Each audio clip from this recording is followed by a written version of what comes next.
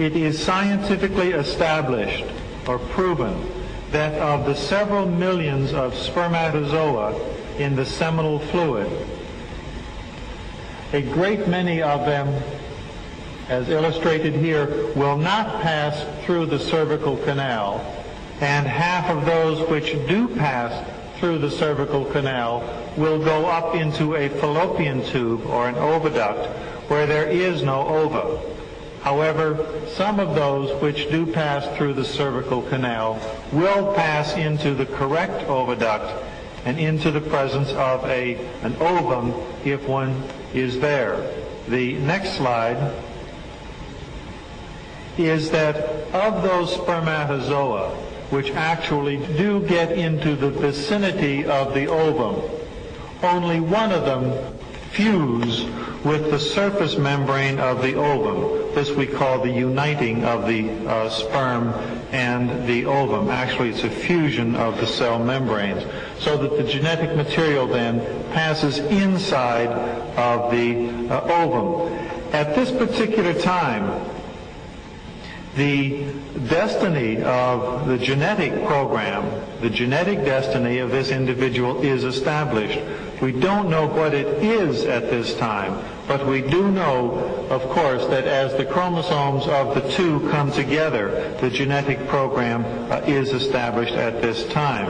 Another biologic phenomenon which is consistent with the word al-gaid, and that is that as the individual, the female child, is born, she is born with all of the ova which she potentially will shed. So she will have several 100,000 ova.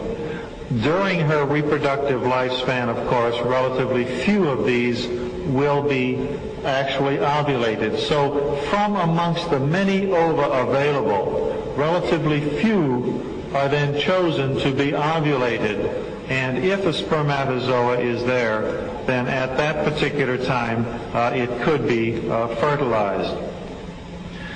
So therefore, when al-gaid is taken to mean a passing through, it will cover the period of the journey of the ovum as it takes from the oviduct and eventually through the uterus to the time of implantation. When it reaches implantation, it will pass into another stage of development that is to the alaka stage. Thank you. The Quran on Embryology. Dr. T.V.N. Persaud. Dr. T.V.N. Persaud is Professor of Anatomy, Professor of Pediatrics and Child Health, and Professor of Obstetrics, Gynecology, and Reproductive Sciences at the University of Manitoba in Winnipeg, Manitoba, Canada. There he was the chairman of the Department of Anatomy for 16 years. He is well known in his field. He is the author or editor of 22 textbooks and has published over 180 scientific papers. In 1991, he received the most distinguished award presented in the field of anatomy in Canada, the JCEB Grant Award from the Canadian Association of Anatomists.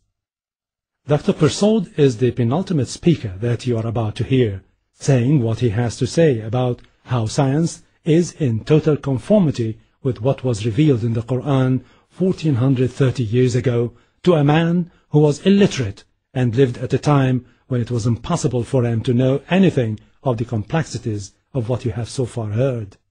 Dr. Persaud will be discussing issues pertaining to ladies and how the Qur'an succinctly and correctly stated scientific facts impossible for anyone to have known at that time.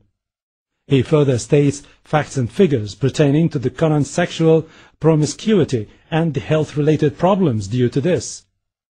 What is amazing is how this was clearly stated by Prophet Muhammad, peace be upon him, long before any of these facts were known to the medical world.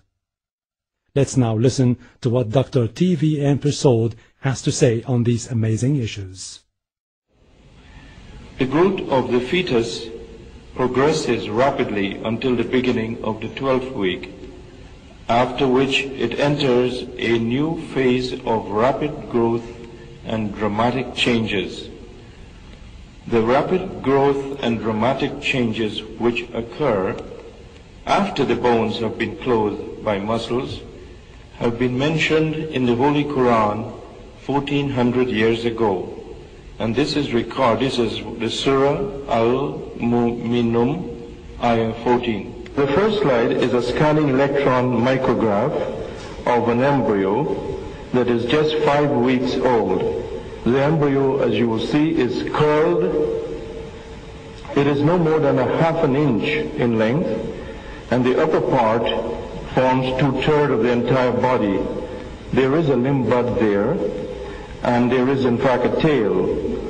The heart is in its very primitive stage, but it's in fact beating rhythmically. And this is a special technique which is used for clearing the embryo so that it becomes transparent. And then a stain is used to stain the bony parts which have appeared. And this is what you're seeing here. It comprises mostly of cartilage, which gives form to the body of the embryo and confers upon it unquestionably human characteristics. This stage of a 7-week-old fetus, its own unique personality, perhaps as a thinking, conscious, and feeling being. And the Prophet Muhammad, peace be unto him, mentioned all these events I've described and their time in the hadith. And we don't have a transparency, but I'll read it for you. When 42 nights have passed over the sperm drop, Allah sends an angel to it, who shapes it and makes it ears, eyes, skin, flesh, and bones. Then he says, "O Lord, is it male or female?" And your Lord decides what he wishes, and the angel records it. Thank you. Now there is another concept mentioned in the Quran, and that is regarding the soul. There are many thoughts about the soul, but we know very little of its exact nature. And the Quran has indeed cited this. And this I shall read to you now. They ask thee concerning the spirit of inspiration, shukran. Say, the spirit cometh by command of my Lord. Of knowledge, it is only a little that is communicated to you, O man. Thank you very much.